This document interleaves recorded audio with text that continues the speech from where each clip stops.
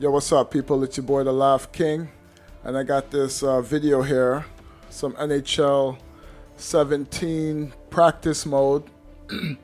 Basically, I'm gonna talk about incorporating what they have in NHL to pretty much NBA Live. So basically, in NHL, you have this feature called back skate, where you hold down the right trigger or hold down the left trigger, I should say, and your player will back skate. Especially when you're on defense, or even when you're on offense, you have the ability to shift with the puck. So basically, when you watch this video right now, I'm controlling Chris Letang, who's in the white jersey, and basically, anytime you see my guy turn around and skate backwards, that I'm actually controlling that. So as you can see, I'm skating back right now. I'm skating forward, and then I just turn around and I control my player movement. I got the puck, so it starts over. So basically, this is a 3-on-1, and I'm trying to stop 3 players, and with 1 player. So anytime you see my guy back skate,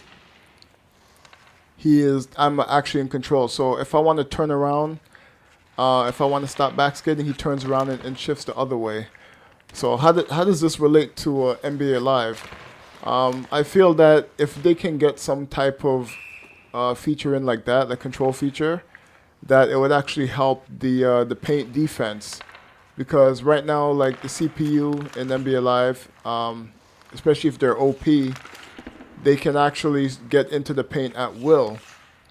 Let's say you have this back skate feature, which I'll just call it back peddling feature. I know they have defensive assist in NBA Live, but I'd rather them get rid of that and implement something like this, because you actually control your player. So whether he turns around when the guy blows past him and he can recover to try to block the shot, you as a user has the ability to do that, and it's a lot more responsive than what they have now.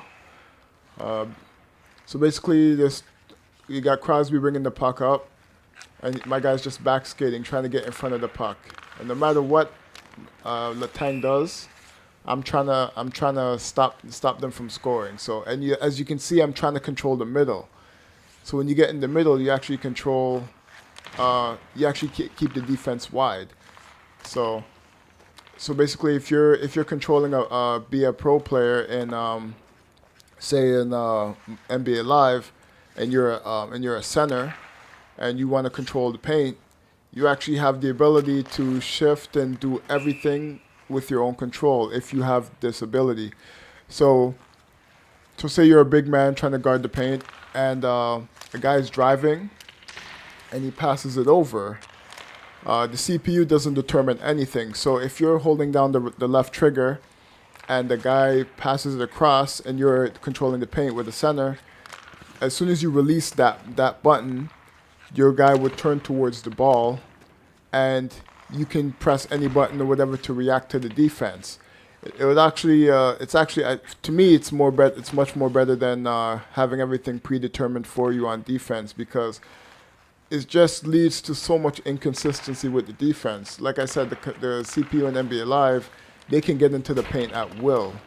And sometimes they'll drop like 60 points in the paint on you, and you have no way to stop it. And same thing on the other side. Like if the CPU is going in on the paint on you, and you're not hitting a 3, you have to go in the paint. And it just creates a one-dimensional thing and doesn't give the defense anything to think about. They just go straight to the paint. So if you can give users this ability to backpedal and to have it as a defensive stance, and you control whether your player turns around and whether you want to stay with your back to the basket, it's all up to you. Your CPU control players will have their own ways of doing it. Like they'll have they'll turn wherever when they feel like turning, and when they feel like there's a threat. But as long as you're controlling that player, you should be able to control whether you want to go side to side or whether you want to keep your hand on the basket. Because a lot of defensive players, like even in the paint, they don't turn around and try to block shots sometimes. Sometimes they backpedal. They know where they are on the floor, and they backpedal, and then they turn around, and then they can block a shot. They can block a shot from the front. They can turn around quick and block it from the side. It gives you a lot more defensive options in the key, and it actually make you playing defense a lot more fun. Because right now you're pretty much everything is pretty much determined for you in this game. But as you can see in NHL, if you really want to play defense and hold your opponents onto the sides and force them to play wide on the boards, you can actually do that. Because if they try to shoot the puck and you're in front of them, the puck's gonna shift. The puck's gonna go. His puck's gonna hit your guy.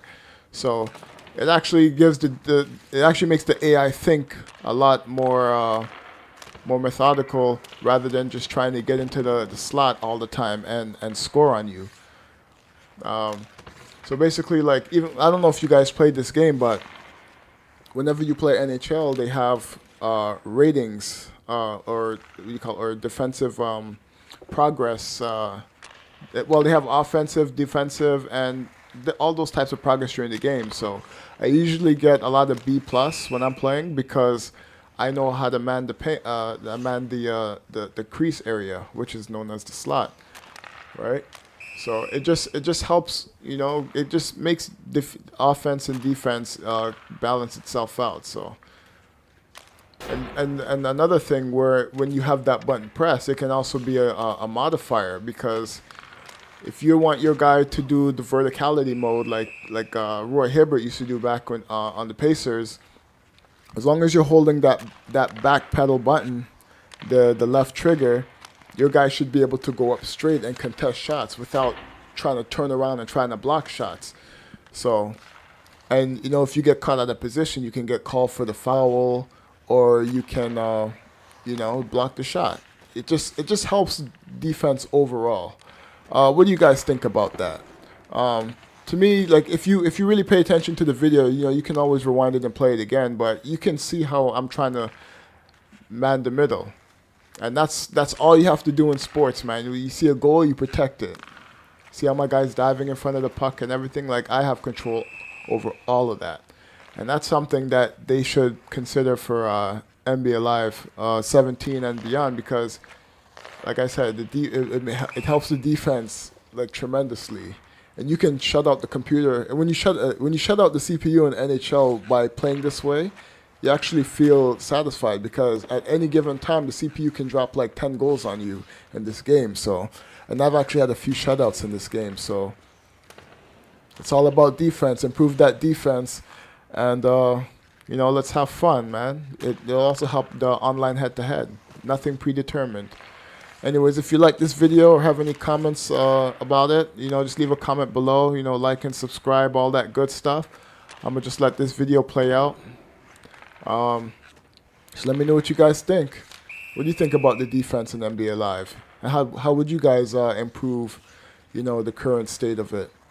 Because a lot of the stuff it's just really a lot of tweaks and stuff like that. So, anyways, leave a comment below. I'm out of here. Peace.